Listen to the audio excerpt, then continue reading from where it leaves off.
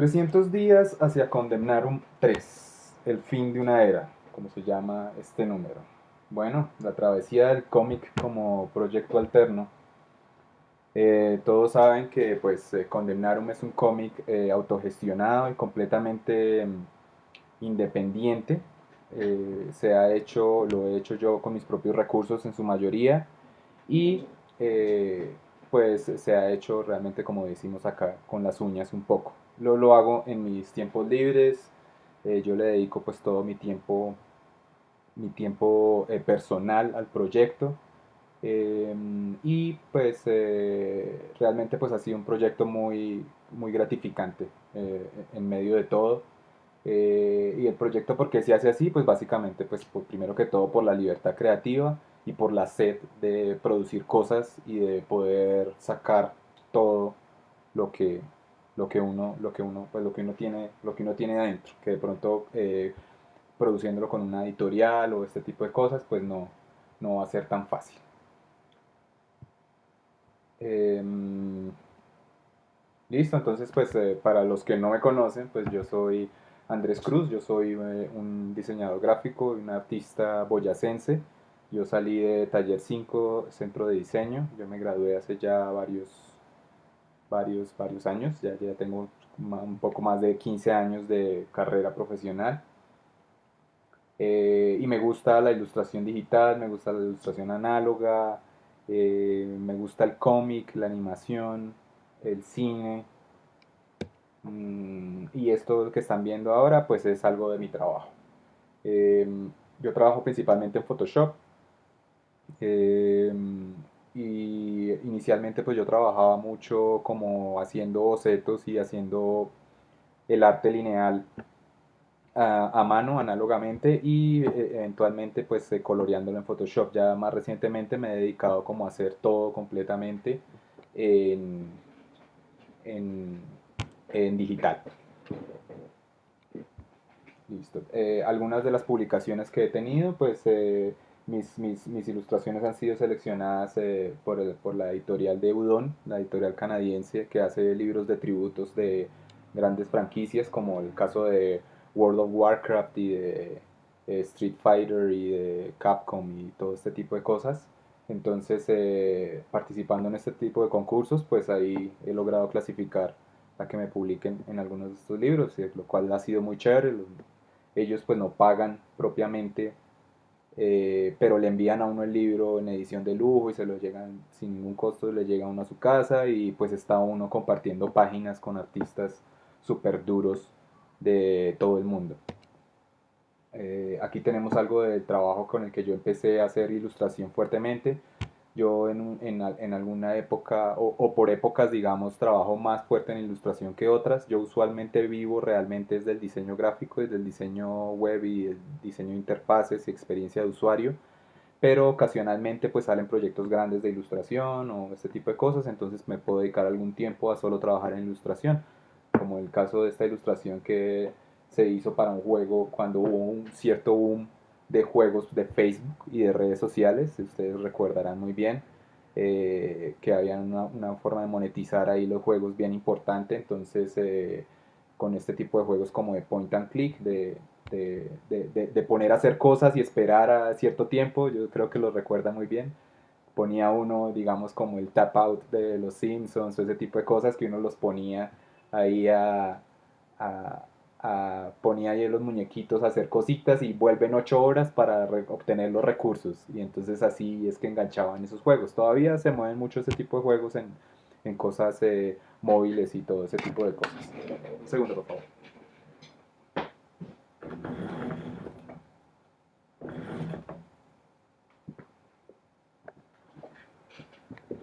Ya, creo que me estaba molestando un poco la luz ahí y ya, estoy mejor. Listo, sigamos entonces acá. Listo, entonces ya después vino en el 2011, llegó el tema de Condemnarum. Condemnarum es un cómic en el que yo he trabajado toda la vida. Digamos que es un proyecto de vida porque llevo bocetándolo desde el colegio, desde la universidad. Entonces, finalmente ya llegando como en el año 2012, 2013, yo decidí empezar ya a formalizar la cosa. Era momento de sacar ese proyecto que ya lo tenía como bajo el brazo por mucho tiempo, y creo que esto coincidió con cambios de trabajo y ese tipo de cosas. Entonces yo dije, no, pues voy a aprovechar para hacer mi proyecto. Esto también coincidió cuando terminamos el proyecto de Los 11, que fue nuestra primera novela gráfica que producimos con nuestros compañeros de Sharpball, con los hermanos Jiménez, José Luis y Miguel. Un libro, como bien saben, muy exitoso, que nos ha traído pues muchas cosas buenas, y que esto nos ayudó como para despegar en el tema del cómic aquí en Colombia. Gracias a él pues también nos vinculamos con Fico, y, y pues hemos obtenido un apoyo bien considerable de muchas personas.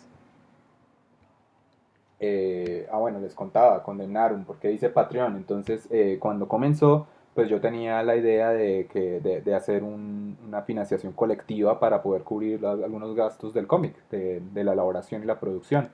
Entonces yo lancé en esta plataforma de Patreon todo el proyecto, y la idea era pues que la gente, que los amigos y que la gente donara ahí como una cuota mensual para apoyar el proyecto. Esto era como desde un $5 o algo así, uno podía apoyar el proyecto, y era chévere, y mucha gente se vinculó, y eso me sirvió como para empezar. Pero yo desafortunadamente no tenía como una base de seguidores grandes todavía. Yo todavía no estaba muy metido en este tema de las redes sociales. Entonces, esas plataformas no funcionan si no se tiene ese tipo de impulsos particulares. Entonces, esa fue como una de las grandes lecciones de esa fase del crowdfunding. Aquí tenemos entonces, por ejemplo, lo que les decía. Yo llevaba bocetando esto desde hace mucho tiempo. Por ejemplo, el primer bocetico que está allá al lado izquierdo, superior izquierdo, ese boceto es del año 2000, o sea, solamente tiene 20 años, y ahí es donde empecé a crear a Aira. Aira empezó a crearse casi que desde el colegio. Ella era como una chica gótica, depresiva, medio emo ella. Entonces tiene como todos esos reflejos de la época, ¿no? Que hacen divertidos este tipo de proyectos personales, y que es lo que enriquecen estas cosas, y es el motivo por lo que uno lo hace así de independiente. O sea, eso es como la sugerencia que le tengo a la gente. Si ustedes creen en una idea que tienen y es algo muy personal, hay que hacerlo así sea uno solo, porque es la forma de exteriorizar eso, de sacar eso. Aquí tengo otras como pruebas de vestuario de Aira y todo el tema. Todo esto yo lo hacía mientras hacía la campaña de financiación.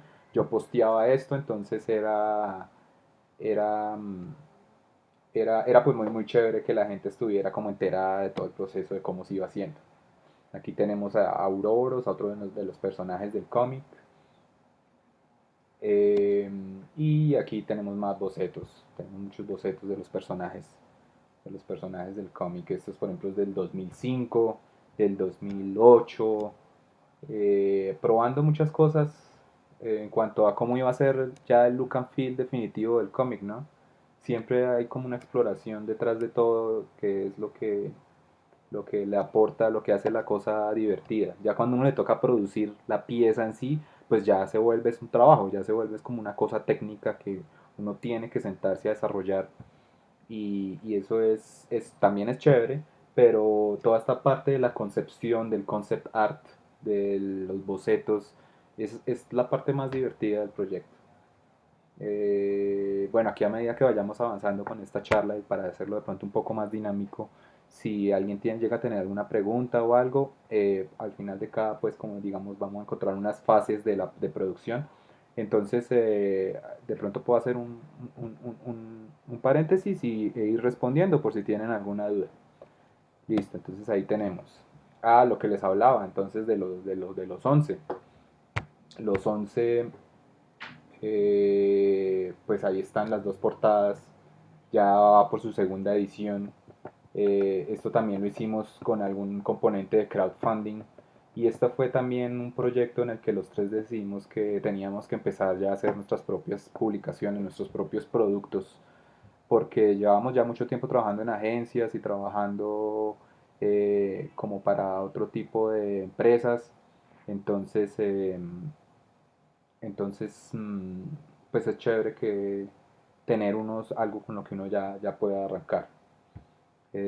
Iván nos está preguntando que los procesos, que cómo son han sido los procesos de concept art, pues como lo estaba mencionando, realmente esto nunca ha parado desde la época del colegio, pero digamos que ya cuando empecé a hacer el cómic como tal, eh, cuando empecé a hacer el cómic como tal, ya me tocó sentarme a decir, no, ya estos manes se tienen que ver así y punto. O sea, ya no puede ser como que a veces los dibujo de una forma y otras veces de otra. Ya cuando uno va a hacer la publicación, ya uno tiene que definir cómo va a tener como unas guías de estilo. Saber cómo se van a ver los personajes, cómo se van a ver los escenarios, cómo se van a ver lo que se llaman como los color key o como la ambientación, como cómo va a ser el color, cómo va a ser todo este tipo de cosas. Eh, entonces eso siempre yo lo hago, digamos que una vez termino el guión de cada número, entonces le dedico por ahí un par de semanas a un mes en hacer todos los bocetos de las cosas que me hacen falta de ese guión. Ya todo lo hago basándome en el guión, pues para no perder tiempo. Básicamente, siempre yo hago concept art de las cosas que sé que van a salir. Ya no hago eso, a veces pues cuando uno tiene proyectos grandes uno empieza a hacer como concept de miles de cosas y empieza a meterle, a meterle, a meterle y a la final en el producto no salió, no alcanza a salir todo lo que uno se imagina. Entonces eso es. Aquí está, por ejemplo, esto fue la parte de la campaña de financiación de Patreon, de Patreon. Y como pregunta Luis, pues que cómo comienza uno a pautar y conseguir gente, pues se empieza uno a hacer ruido en redes sociales, básicamente empieza uno a encontrar como nichos, eso es muy importante, saber uno en qué grupos de redes sociales puede participar y puede compartir material donde uno sabe que la gente está interesada en ese tipo de contenido. O sea, no se trata de bombardear a todo el mundo porque ahí lo que uno está haciendo es gastando energía. Realmente uno tiene que apostarle, encontrar los nichos y encontrar uno, saber uno cuál es su target. O sea, uno no puede decir, no, es que mi producto es para todo el mundo. Si en ese momento usted ya empezó a perder, ya está disparando a ciegas. Usted no sabe para dónde va. Tiene uno que siempre tener muy claro el target y las personas a las que va dirigido. Y ser realista, ser realista. Hay gente que tiene que le gustan otro tipo de contenidos más pesados, más densos, lo que sea. Entonces no, hay que encontrar a las personas que es. A veces eso me ha enseñado también esto. eh, Me ha enseñado que realmente uno no sabe dónde va a encontrar uno a un seguidor, dónde va a encontrar uno a alguien que se interese por el proyecto. Entonces hay que recibir siempre retroalimentación y para saber dónde es que están las cosas. Listo. Ahí creo que iba a salir un videito, pero bueno, no nos voy a aburrir con ese video. Sigamos acá porque comenzamos tarde. Entonces, listo, aquí tenemos entonces como las dos primeras portadas de Condemnarum. El primer número se estrenó en el 2017, en el SOFA del año 2017, y tuvo una muy buena acogida. O sea, fue la primera vez que yo participé como en una feria así grande y esto se logró gracias obviamente al apoyo de FICO, que siempre ha estado firme ahí. Y también debo decir que también hemos contado con el apoyo de Bogotá Comics y de la gente de Mutant Corp y Ave Negra, que ellos también nos ayudan a distribuir el material, que eso es súper importante. Eh, el año siguiente, entonces sacamos el segundo número. Ya para el segundo número, entonces ya eh, conocimos a Diego Pérez, que fue un gran amigo que conocí apenas en esa época y el cual yo le dije, pues le hice la propuesta de que si quería participar y él pues muy entusiasmado de una se le midió, entonces él ilustró unas páginas, unas líneas ahí y pues ha sido un tema muy chévere. Eh, ¿Por qué se llama la charla 300 días hacia Condemnarum? Pues precisamente por eso, porque cada cómic se ha sacado anualmente. Esto no debería ser así, pero pues por los temas de laborales, por el tema de que es autogestionado, con recursos propios y todo eso, entonces toma su tiempo hacerlo. Digamos que yo antes digamos, los guiones yo los empiezo a escribir como hacia final de año, como entre noviembre y enero, más o menos, el guión de un cómic. Entonces ya empiezo a tener como una rutina de cómo se produce esto. Aquí está el Baki, donde viene la pregunta del viejo Francine, de Carlos. Con el Baki nos fue muy bien. Aquí ya el proyecto tenía seguidores y yo ya tenía un presupuesto que estaba enfocado a algo, entonces yo ya no era como el Patreon, que es como un subsidio de artista que uno estaba buscando como para poder comer mientras dibujaba y todo, no, pues yo realmente yo tengo mi trabajo y todo, yo ya con el crowdfunding yo lo enfoqué exclusivamente a la producción impresa, a imprimir el cómic. Entonces con el Baki pues nos fue muy bien, alcanzamos a casi a reunir el total de lo que estaba buscando y con eso alcancé a, pues, a pagarle primero a Diego, a reconocerle algo por su trabajo y a cubrir una parte de la impresión.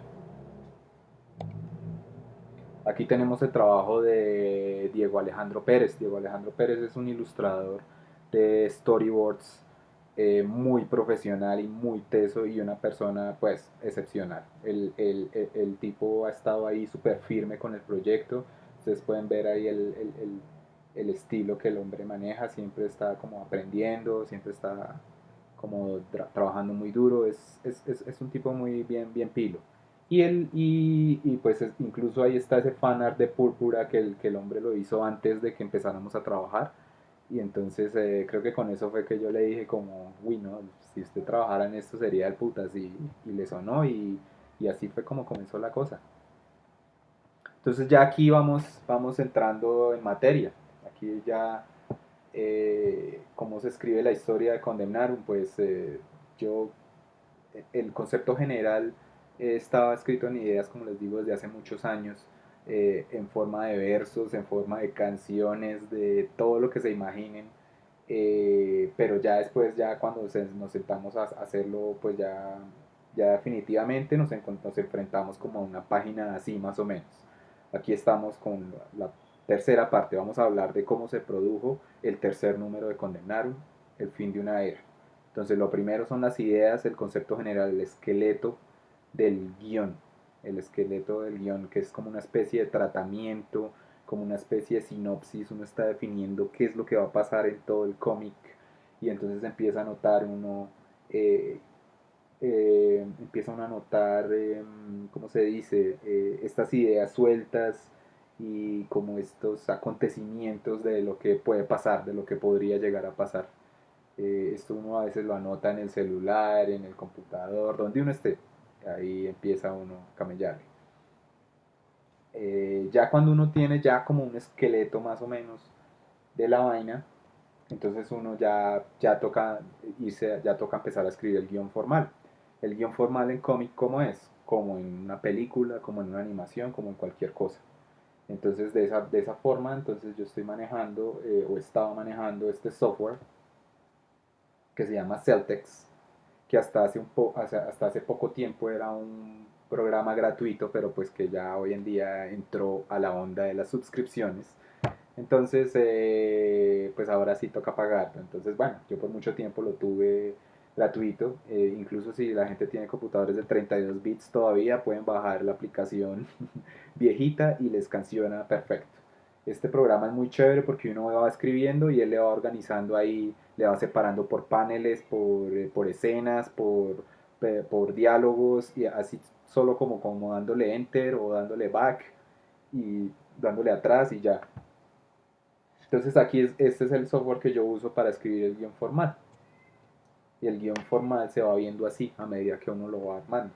Aquí ya uno sabe exactamente qué va a pasar en cada cosa, está cada página, cada panel, cada caption. Los captions en mi caso son es la voz en off, que en este caso es el personaje narrador que es Yoshiro, que es el papá de Aira. Eh, por eso es que toda la historia se ve a través de los ojos de él. Alguien en una crítica me había dicho que le causaba mucho escozor que él era el que estaba viendo todo. Pues es el narrador, o sea, no se puede hacer mucho más. Entonces, aquí tenemos eso, aquí tenemos básicamente el esqueleto. Hay que, con la planeación, si uno tiene un guión sólido, ya todo va a fluir mejor. Si su guión no es sólido, si usted no sabe dónde se acaba la página, cómo es el ritmo de la historia, empieza a cojear y le toca a uno avanzar y devolverse y todo. Entonces, si uno en el guión ya tiene el ritmo claro, si uno ya sabe cómo, para dónde van las historias, para dónde va la acción, entonces va a ser mucho más fluido el proceso. Aquí tenemos entonces lo que estábamos hablando ahorita con el viejo Iván, el tema del concept art. Inmediatamente yo termino de hacer el cómic, el guión formal, entonces ya arranco a hacer el concepto de los personajes, cómo se van a ver en este número. Algo que tiene particular el cómic de Condemnarum es que entre cada número han pasado como cierta cantidad de meses, ha pasado un tiempo considerable. Entonces uno no se encuentra como con los personajes en cómo quedaron en la última página del último número, sino que uno ya se encuentra con unos personajes que han madurado, que ya se han enfrentado a cosas. Y eso es algo de lo que yo pues humildemente me siento muy orgulloso y es de eso, de que cada personaje, de que el personaje es sólido por eso, porque ya tiene una historia detrás así, yo no la estoy contando todo el tiempo, ya la gente puede decir como vea, esta nena ya ha vivido más cosas, ya sabe pelear más, ya tiene más poder. En este caso en particular, ya han pasado 5 meses desde el primer número en la historia. Entonces ya la nena ya se le ve un poquito de su barriguita embarazada y toda la cosa. Entonces hay un flujo ahí que está pasando que es chévere, que es interesante. Aquí tenemos más conceptos de personajes. Todos estos salieron en el tercer número de Condemnarum. Por cierto, paréntesis, eh, los 3 números de Condemnarum se pueden conseguir a través de Mercado Libre para ser enviados a cualquier lugar de Colombia. Por si en este momento alguien los quiere conseguir.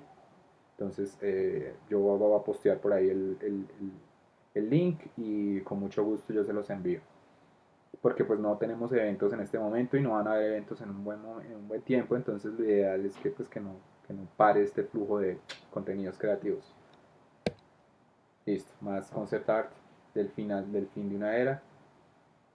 Ahí tenemos a Ouroboros también con su montura del tercer número.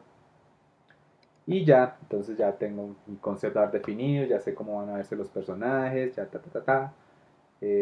También ahí tengo como ya lo que les decía, el esquema de color, cómo va a ser el esquema de color y toda la cosa, toda mi paleta definida.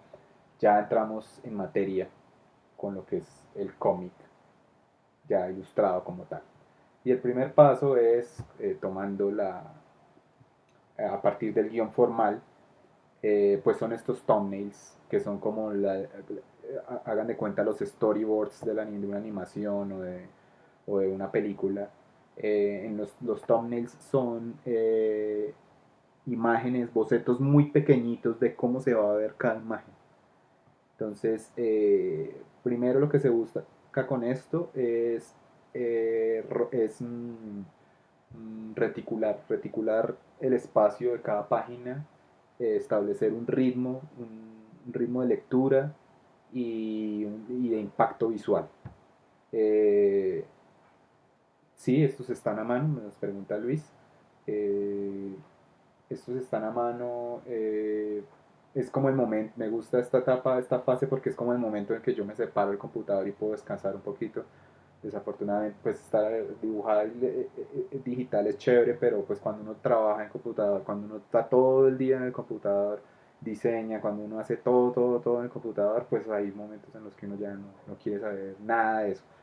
Entonces este momento, esta etapa del proceso es chévere porque yo aquí ya me paso, me siento en mi mesa de dibujo y son unos dibujitos muy pequeñitos, como de, hagan de cuenta, de no más de 10 centímetros de altura cada paginita. Y son muy chiquiticos. Al ser así de pequeños, yo garantizo que los espacios eh, entre los elementos sean suficientes y que hayan buenos manejo de los niveles. Los niveles es como los contrastes entre los claros y los oscuros. Entonces, por eso son súper importantes los thumbnails. Y los thumbnails no solo se manejan para cómics, los thumbnails se manejan para ilustración, para casi que cualquier tipo de arte visual, incluso para diseños gráficos, incluso para diagramación. Porque uno ve pequeñito, si funciona pequeño, en la página va a funcionar de una.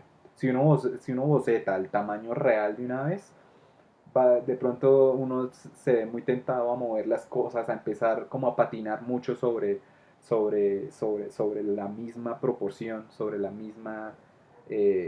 mismo espacio. Entonces al tenerlos así pequeñitos uno ya le apuesta donde es, uno ya sabe esto va ahí, no importa si es un milímetro menos o un milímetro más, uno sabe que esto ya ocupa un tercio del espacio, esto ya ocupa la mitad, esto ya ocupa tanto porcentaje del espacio. Entonces eso es chévere. Para eso los thumbnails son súper importantes. Y además que está toda la historia, ¿no? Hay que hacer todos los thumbnails de todo, entonces uno sabe si está funcionando la lectura. Entonces están todas las páginas enumeradas y uno mira, si uno va pasando thumbnail por thumbnail, uno va mirando si se está leyendo, si se está entendiendo. En este momento, por ejemplo, no hay textos. Yo hago ahí, esto es importante también, en los thumbnails de una vez dejar los espacios para el rotulado de los textos.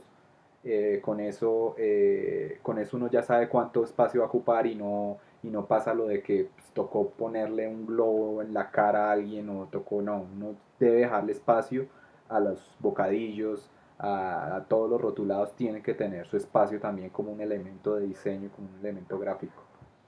Entonces, pero pues aquí están simulados, no dicen nada. Entonces, si uno ve todos los thumbnails y entiende la historia, entonces ya está funcionando. Si uno ve los thumbnails así sin texto y no sabe qué está pasando, entonces no, toca revisar, toca mirar qué es lo que está pasando, algo está fallando, toca volver a dibujar páginas. Entonces, chévere, esta es una parte muy chévere, muy enriquecedora del proyecto.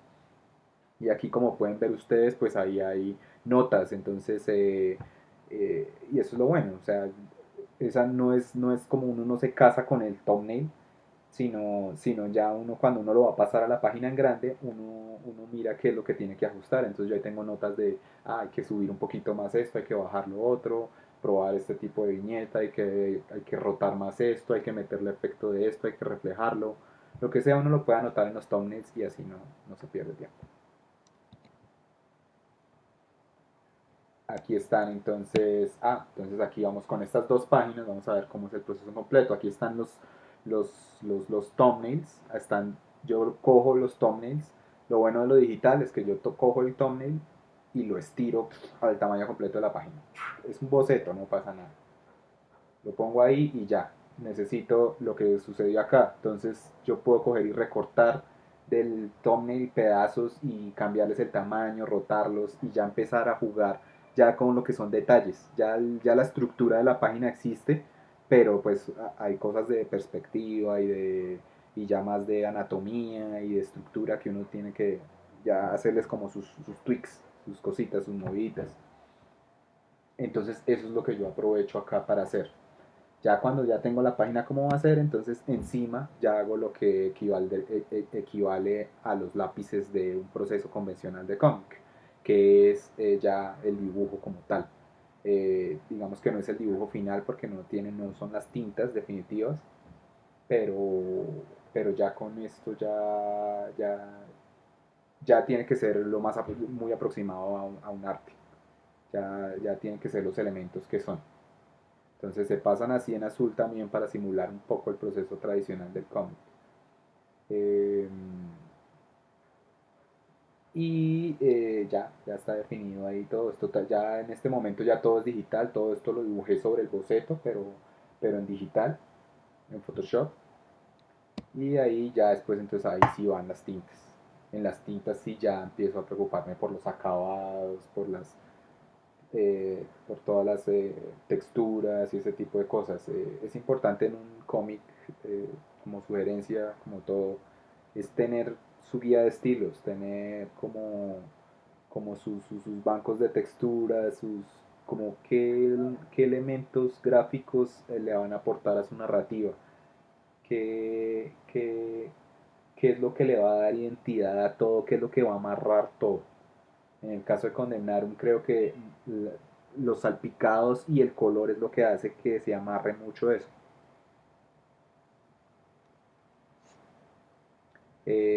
Iván nos dice, el azul permite también la diferenciación más visible con el negro de la tinta. Eso es correcto, eso es correcto, viejo Iván.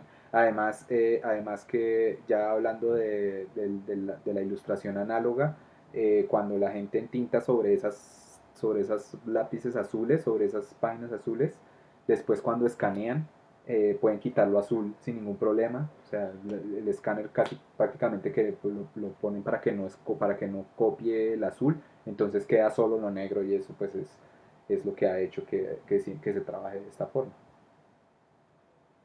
Listo, ahí tenemos las tintas, entonces tintas digitales también. Ya después esto se lo pasamos a un colaborador de color que se llama David Eduardo Ulloa. Él es un primo mío que está terminando ya su carrera de diseño gráfico y él también es ilustrador y está formándose como ilustrador, está muy bien instruido.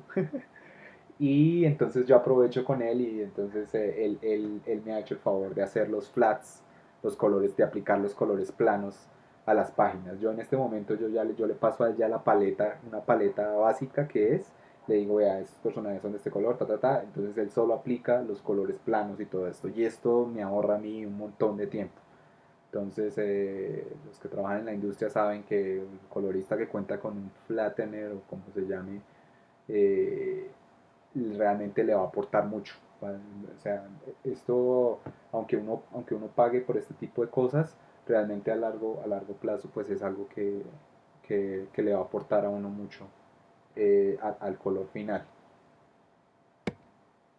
Y ya, ahí como tenemos, entonces aquí ya está el color final. Entonces, miren, están los colores planos y aquí están los colores finales, que ya es añadir luces, sombras, efectos especiales, degradados, profundidad, color de línea. El color de línea básicamente, lo chévere de lo digital es que permite que desde el momento en que uno está tintando, desde el momento en que uno está haciendo la ilustración, uno pueda separar planos o pueda separar líneas para que cuando llegue uno a esta fase de color, entonces uno ya pueda colorear solo las líneas que le interesan. Entonces en mi caso digamos, yo hago en tintas todo lo que está en el fondo en una capa y en otra capa yo hago en tintas todo lo que está, los personajes y todo lo que va saliendo y así sucesivamente uno puede aplicar varias capas para añadir profundidad. Eh, y eso me permite entonces que yo pueda ponerle a los fondos líneas de otro color y ese tipo de cosas. Listo, ya con la ilustración terminada pues a color, entonces ya lo que viene es la fase de rotulado. El rotulado yo lo trabajo en Illustrator, trabajo también como con medio estándares de la industria, entonces tengo esta plantilla, estas líneas azules que ustedes están viendo. eh, Me muestran por dónde es que puede pasar la cuchilla que corta las hojas, el refile, me muestra las áreas seguras para los textos, o sea, donde fijo no se va a cortar ningún texto y donde no se va a ver salido, ni corrido, ni nada. Entonces esas líneas punteadas, las más grandes, las de más adentro, ahí es el área segura de los textos, ningún texto debería salirse de ahí. Y la línea punteada pequeña es la línea de corte, que es donde nada, ningún elemento importante de la ilustración debería salirse de ahí porque podría irse cortada. Entonces ahí está. Yo, ¿qué les puedo contar del rotulado? Me gusta usar, cada personaje tiene como su forma de hablar y esto está como relacionado con la elección de la fuente tipográfica. Entonces aquí vienen pues los conocimientos de diseño gráfico son muy útiles en este momento porque entonces eh, yo puedo decir que que un personaje, ponerle como tonos de voz a los personajes de acuerdo con la tipografía. Entonces, si la tipografía es más puntiaguda o algo, entonces uno puede decir, este man habla más chillón. O si la tipografía es muy bold o algo, este man habla grave o alguna cosa así. Entonces, eso también hay que apoyarse mucho en el diseño gráfico para la producción de esto.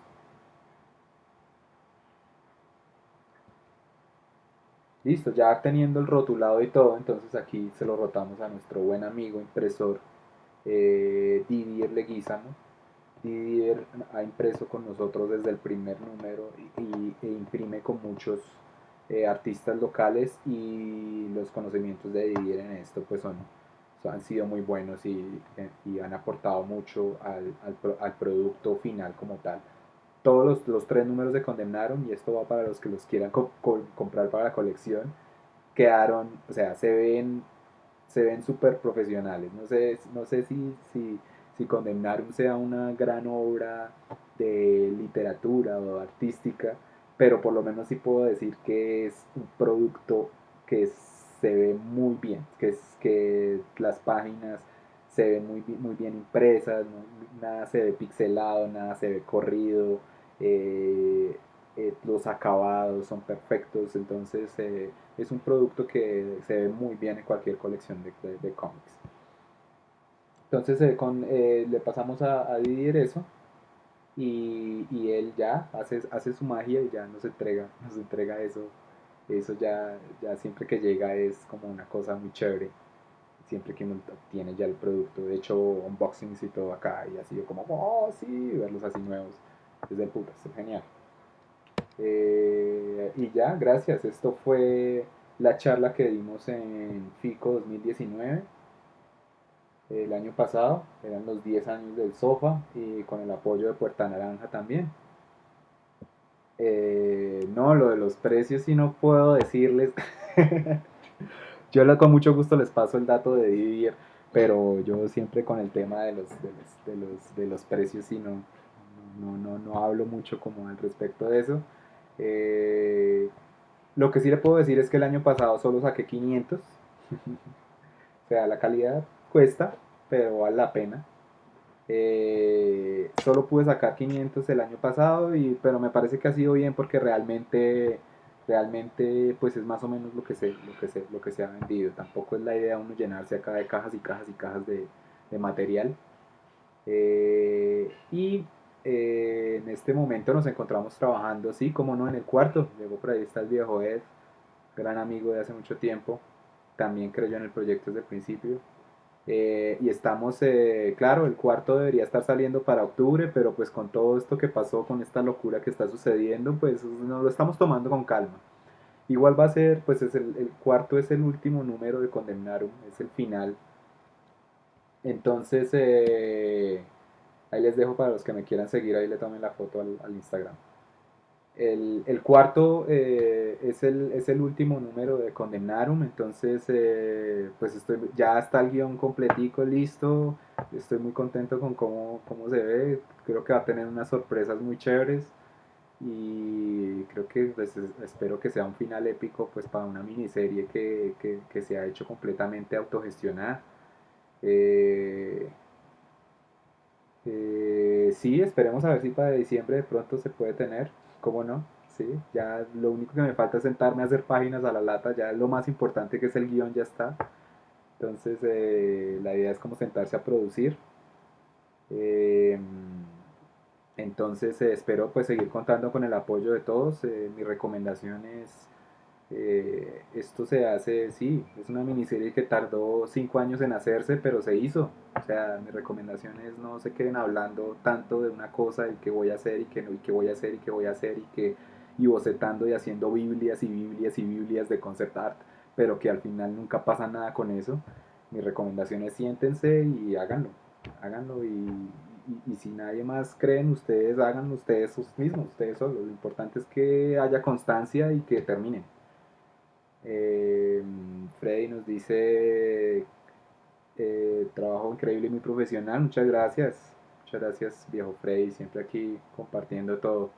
Luisa que es también una crack, también del cómic y que están produciendo unas cosas geniales con Planeta Comics, pues muchas gracias, realmente me siento muy halagado. Si alguien más tiene una pregunta, pues aquí con mucho gusto les colaboro. Ahí está el cosito de Instagram por si alguien quiere tomarle la foto. Eh, Empezamos muy tarde la charla porque estaba en reunión de trabajo y preciso me cogieron a la hora que era, pero bueno, no importa. Lo importante es que sucedió el tema. Entonces, si es en serio 20 personas nos están viendo, ¿no? Pues formidable, felices, felices de haber tenido tanta acogida. Esperamos que sigan las charlas de Fico. Todo lo que viene está súper chévere, entonces nada, sigan apoyando el cómic. Voy a buscar aquí el cómic, el Mercado Libre.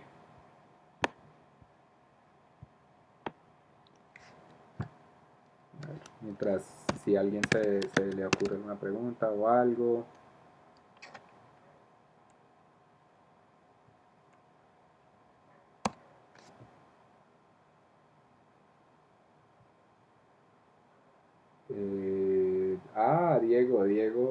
Diego nos pregunta cuántas va a tener el cuarto de Condemnado, porque él va a tener que hacer la mitad. Entonces, entonces yo creo que por eso va la pregunta. Son como 32 páginas, más o menos.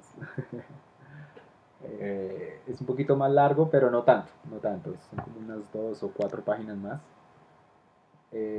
Básicamente porque tiene, así, spoiler alert, tiene como un epílogo muy bonito, muy chévere. Eh, entonces, no, nada, pues esperemos que todo salga muy chévere. Pre-order del 4 sí, con el backing nos fue muy bien. Entonces va a haber pre-order del cuarto. O sea, el cuarto va a ser con el backing y, pues nada, esperemos que todo el mundo lo pueda conseguir así, sobre todo si no van a haber eventos este año. ¿Qué viene después de Condemnarum? Eh, de pronto me voy a descansar un poquito el cómic. O voy a hacer de pronto a intentar hacer cómics cortos. Lo que pasa es que los cómics cortos siempre se me han dificultado mucho. Eh, Se me hace muy difícil escribir cómics cortos de calidad. Por eso admiro mucho a tantos colegas acá que hacen sus cómics corticos y son del putas. Estaba tratando de buscar dónde diablos están mis productos acá, pero no se encuentran.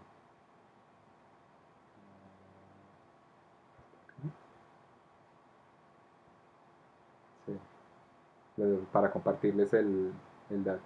Que están viendo todos mis datos financieros y todo, pero bueno.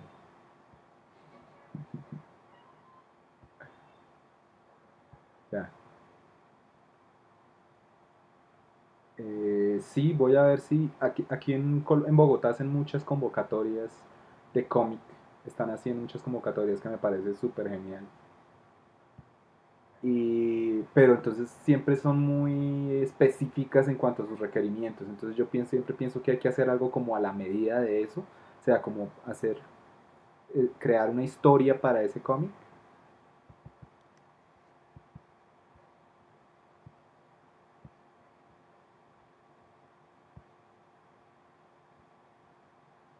Ah, vea, ahí Iván creo que tiene. Creo que nos compartió uno ahí. Mucha, esto cada vez lo cambian más. Supone que aquí veo la publicación, ¿no? Donde la veo.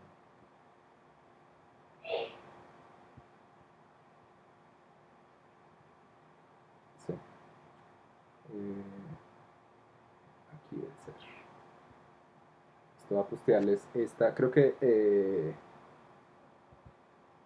Iván muy amablemente nos compartió la del número uno. Creo que solamente el número uno. Bueno, ahí están. La de Iván y la mía también. Cualquiera de los dos funciona. Ahí consiguen el cómic. Entonces, nada, pues muchas gracias por acompañarnos. Siempre estamos ahí firmes para lo que necesiten y pues nos vemos en las otras charlas de Fico. Un abrazo para todos. Chao, chao. Cuídense mucho. Cheers.